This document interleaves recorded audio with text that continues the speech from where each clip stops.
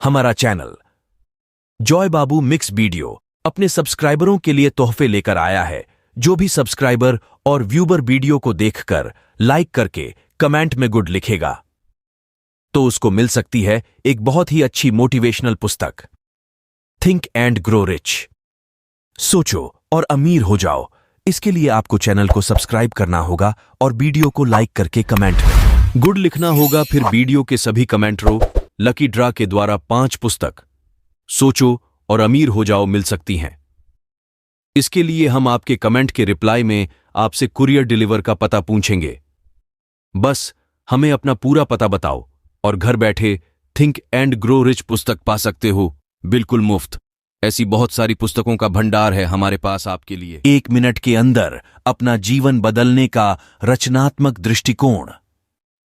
विश्व प्रसिद्ध प्रयोगात्मक मनोवैज्ञानिक द्वारा लिखित 59 सेकंड्स 2010 एक रचनात्मक क्रांति है जो पारंपरिक स्व सहायता पुस्तक को चुनौती देती है। आपको क्या लगता है कि आप 1 मिनट या उससे कम समय में कितनी चीजें कर सकते हैं? जब आप इसके बारे में सोचते हैं तो 1 मिनट समय की एक अत्यंत छोटी राशि के समान प्रतीत होता है।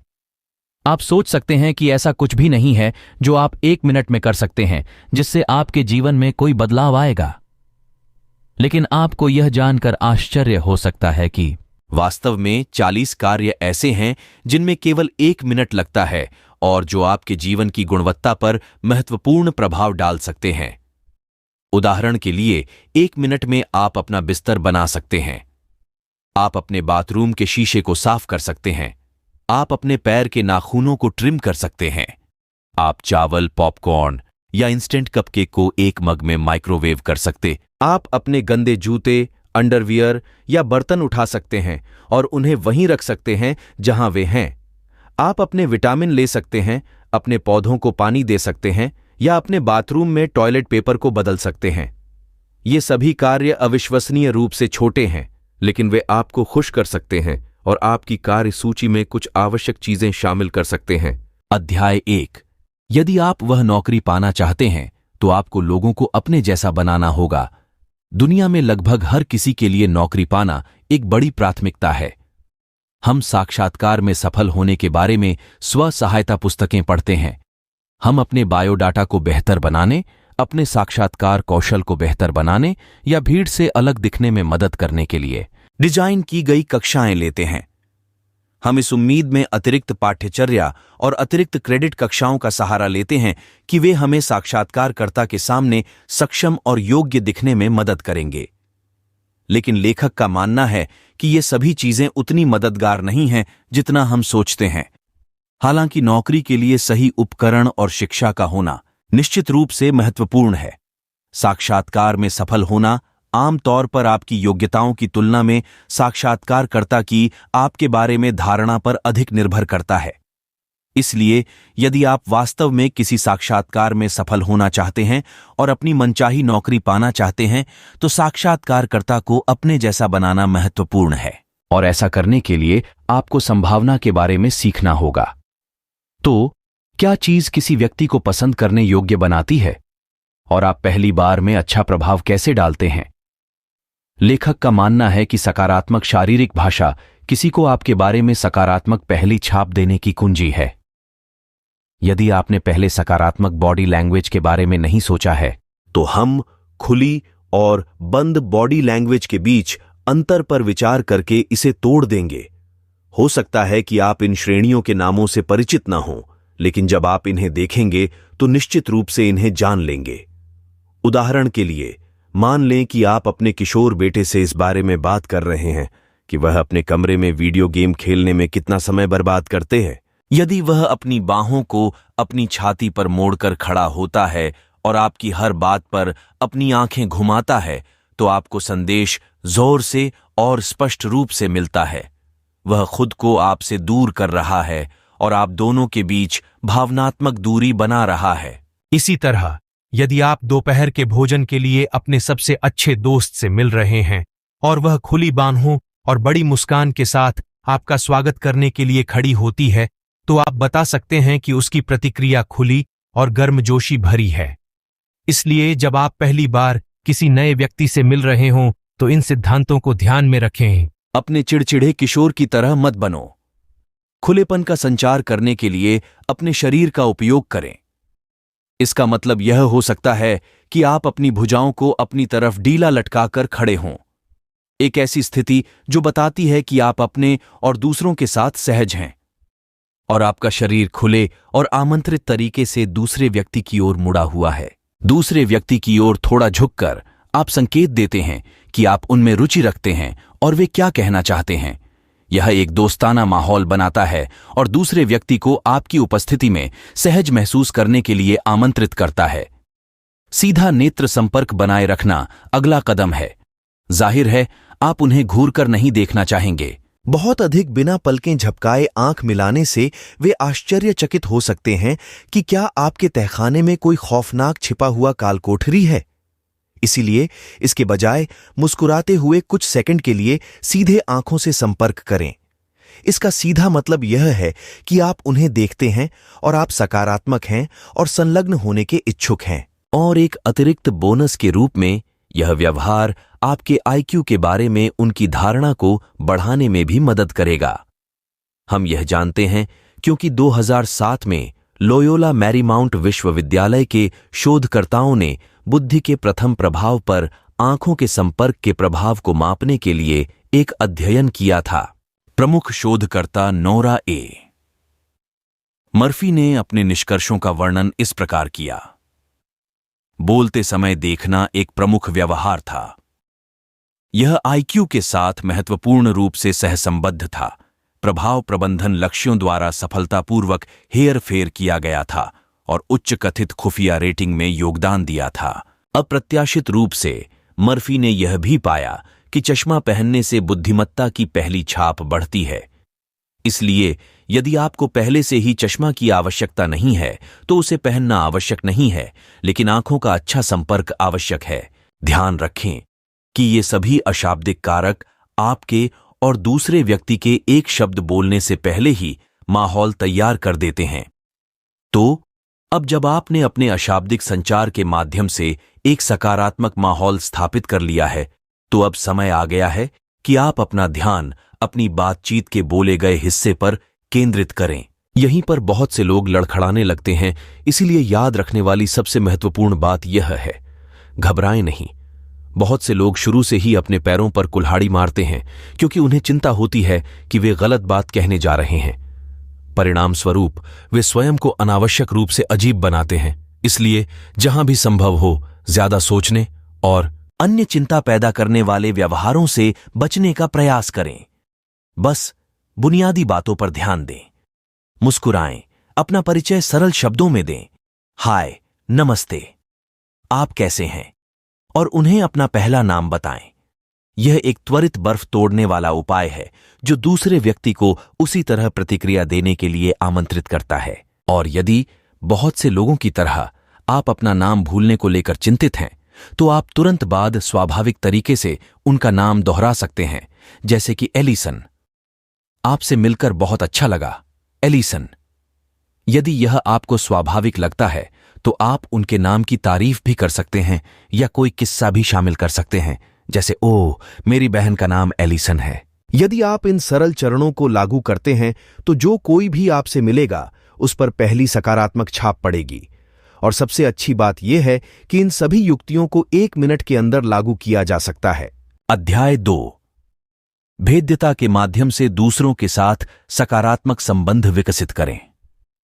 किसी को भी आलोचना पसंद नहीं है, यह हर इंसान के लिए एक सच्चाई है। लेकिन कभी कभी नेक इरादे वाली प्रतिक्रिया हमें बढ़ने और सीखने में मदद कर सकती है।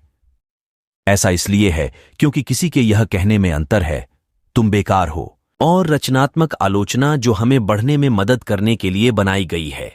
यह सुनना कभी भी मजेदार नहीं है कि हम गलत हैं या हमें कुछ बेहतर करना चाहिए था, भले ही यह सच हो। लेकिन अगर हम कभी भी अपनी अपर्याप्तताओं और असफलताओं को स्वीकार नहीं करते हैं तो हम कभी भी विकसित नहीं हो पाएंगे। इसलिए जब यह कष्टदायक हो तब भी हमें उन लोगों से रचनात्मक आलोचना के लिए तैयार रहना होगा जिनके दिल में हमारा सर्वोत्तम हित है। लेखक का मानना है कि यह किसी भी व्यक्ति के लिए एक महत्वपूर्ण कौशल है, लेकिन यह विशेष रूप से महत्वपूर्ण है यदि आप स्कूल या काम पर नेतृत्व की स्थिति में हैं। हम अक्सर सत्ता के पदों को अचल ताकत और भावनात्मक सुरक्षा से जोड़ते हैं, और परिणाम स्वरूप यह मान लेना आसान है कि नेताओं को रचनात्मक आलोचना की आवश्यकता नहीं है, खासकर दूसरों से नहीं। लेकिन वास्तव में हर किसी को सलाह और भावनात्मक समर्थन की जरूरत होती है, चाहे आप जीवन में कहीं भी हों। इसलिए हमारे लिए यह महत्वपूर्ण है कि हम कभी ऐसा महसूस न करें कि हम उन लोगों से सलाह और समर्थन लेने से ऊपर हैं, हमारी परवाह करते हैं। वास्तव में लेखक का मानना है कि दूसरों के साथ हमारे रिश्ते हमारे जीवन में सबसे महत्वपूर्ण चीजें हैं। हमारे व्यक्तिगत और व्यावसायिक रिश्ते हमें जमीन से जुड़े रखते हैं और खुश रखते हैं। सीधे शब्दों में कहें तो हमें अन्य लोगों की जरूरत है। नेतृत्व के पदों पर बैठे कई लोगों को लगता है कि उन्हें असुरक्षित नहीं होना चाहिए या यह स्वीकार नहीं करना चाहिए कि वे भी इंसान हैं। लेकिन यह वास्तव में दूसरों के साथ आपके रिश्तों को मजबूत करता है और उन्हें आपको पसंद करने और भरोसा करने के लिए प्रोत्साहित करता है। सबसे बढ़कर लोग ईमानदारी और प्रामाणिकता को महत्व देते हैं। इसीलिए शक्तिशाली या आत्मविश्वासी या अचूक दिखने की कोशिश न करें, बस वास्तविक होने पर ध्यान केंद्रित करें। क्योंकि जब आप स्वयं के प्रति वास्तविक और ईमानदार होते हैं तो आप दूसरों को कुछ बातें बताते हैं। एक बात के लिए आप दिखाते हैं कि आप खुले और भरोसेमंद हैं। इससे लोग आपको और अधिक पसंद करेंगे क्योंकि उन्हें लगेगा कि वे आपकी पहचान कर सकते हैं। यह नई दोस्ती और स्वस्थ संचार के लिए भी द्वार खोलता है, क्योंकि कोई अन्य व्यक्ति यह कहकर आपकी भेद्यता का जवाब दे सकता है, अरे इसके बारे में चिंता मत करो, हम सब वहां रहे हैं। और जब आप गलत हों तो उसे स्वीकार करने के लिए साहस की आवश्यकता होती है। तो यह एक सकारात्मक परिणाम है जो भेद्यता से उत्पन्न होता है। एक और लाभ यह है कि अपने स्वयं के संघर्षों के बारे में खुला होना दूसरों को बताता है कि चीजों के साथ संघर्ष करना ठीक है और इसके बारे में ईमानदार रहना भी ठीक है। इसलिए जब आप इस उदाहरण के साथ नेतृत्व करते हैं तो आप ईमानदारी और ईमानदारी की संस्कृति को आगे बढ़ाते हैं। अन्य लोगों को भी भावनात्मक रूप से स्वस्थ रहने के लिए प्रोत्साहित करती है।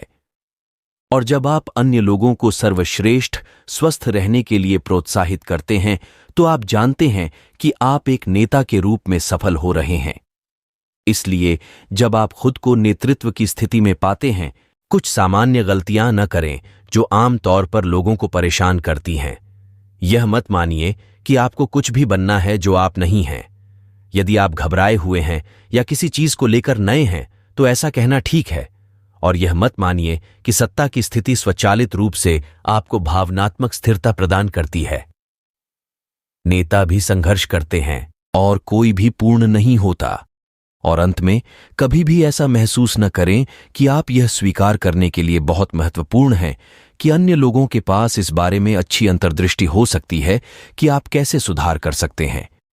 एक नेता होना आपको हर किसी से बेहतर नहीं बनाता। इसका सीधा सा मतलब है कि आपके पास दूसरों को मार्गदर्शन और प्रोत्साहित करने का अवसर है। इसलिए संवेदनशील बनें, ईमानदार रहें और रचनात्मक आलोचना के लिए खुले रहें। प्रतिक्रिया को शालीनता से स्वीकार करना हमारे सीखना कभी बंद न करे दर्शन का हिस्सा है, क्योंकि यदि आप कभी कुछ नया नहीं सीखते हैं तो आप आगे नहीं बढ़ सकते हैं। और सारा विकास ये स्वीकार करने से शुरू होता है कि आपके पास सुधार की गुंजाइश। अध्याय 3, सकारात्मक के बारे में सोचें। यदि आप अधिकांश लोगों की तरह हैं तो आप पहले से ही कुछ जीवन की घटनाओं का सामना कर चुके हैं जिन्होंने आपको शारीरिक, भावनात्मक या दोनों तरह से पस्त, घायल और थोड़ा खराब कर दिया है। और इससे कोई फर्क नहीं पड़ता कि अन्य मतभेद हमें विभाजित करते हैं। दुनिया में हर कोई इस बात से सहमत हो सकता है। आहत, नाराज या धोखा दिया जाना कोई मजा नहीं है। इससे कोई मदद नहीं मिलती कि मानव मस्तिष्क में सकारात्मक अनुभवों के बजाय नकारात्मक अनुभवों पर ध्यान केंद्रित करने की प्रवृत्ति होती है। 10 में से 9 बार यदि हमारे मस्तिष्क का सामना खुशी के क्षण या दुखद क्षण से होता है तो हमारा मस्तिष्क उस दुखद क्षण की स्मृति को संग्रहित कर लेगा, क्योंकि दर्द स्वाभाविक रूप से हमारे साथ रहता है। इसलिए जब वे नकारात्मक परिस्थितियां हमारे जीवन भर बढ़ती हैं, तो इसमें कोई आश्चर्य की बात नहीं है कि लोग निंदक, उदास और अक्षम्य हो जाते हैं। यह भी आश्चर्य की बात नहीं है कि हम सकारात्मक पर ध्यान केंद्रित करने के लिए संघर्ष करते हैं। हालांकि लेखक का शोध बताता है, आपकी मानसिकता में एक त्वरित और सूक्ष्म बदलाव दुनिया में सभी बदलाव ला सकता है। बस इस सरल व्यायाम को आजमाकर शुरुआत करें। उस स्मृति के बारे में सोचकर शुरुआत करें जो आपके लिए दर्दनाक है।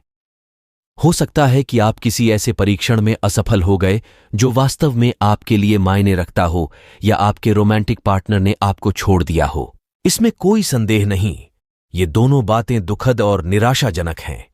लेकिन जब आप उस घटना के बारे में सोचते हैं तो ऐसे समाधान का चयन न करें जो अस्थायी रूप से आपके तनाव और चिंता से राहत देता हो।